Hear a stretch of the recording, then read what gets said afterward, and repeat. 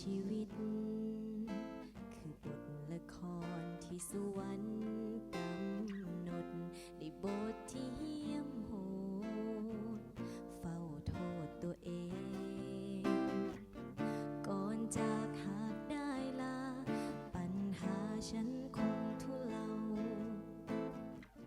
เพียงได้สบตาทุกคงบรรเทาคำว่ารักคงยังไม่พอเธอคงไม่รับฟังรักคงยังไม่พอแค่อยากจะขอได้พบได้พูดให้เธอเข้าใจให้รู้ในใจยังรักเธออยู่แต่กลัวจะซ้ำเติมทุกข์ให้เธอเจ็บช้ำเพราะรักคงยังไม่พอ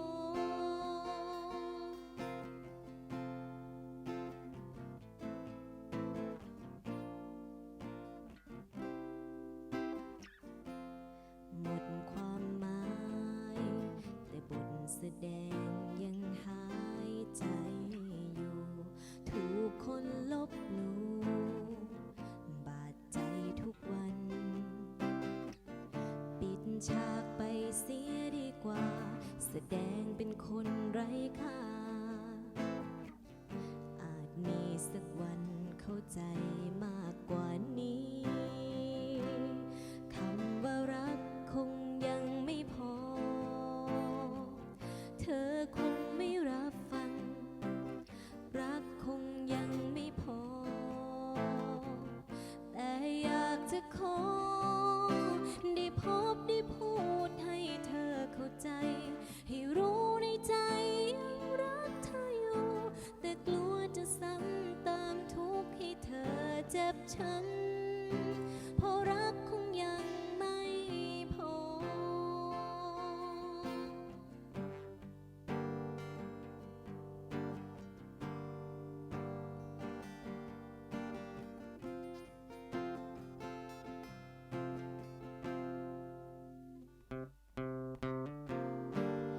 ดังเรือใบล่องหา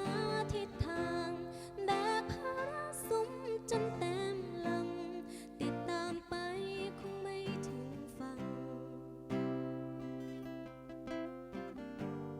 ดูใจดำแต่ฉันหวังดีที่ต้องทิ้งเธอตามลำพังไม่อยากให้เธอต้องลำบากด้วยกันความจริงใจสื่อสารลำบากฝากความหมายในเพลงบางคำเพื่อสักวันเธออาจเข้าใจเพื่อสักวันเธอให้อภัย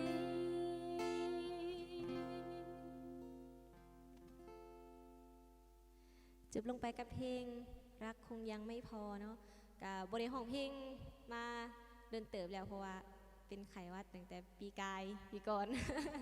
จนถึงปีนี้เนาะกะมาฝากมาตอนกับเพลงซาซาเด้อฝากทุกคนเป็นกำลังใจกดติดตามกดไลค์กดแชร์ให้พวกเขาในเด้อมื้อนี้กะลาไปก่อนเนาะสบายดีปีใหม่เนาะ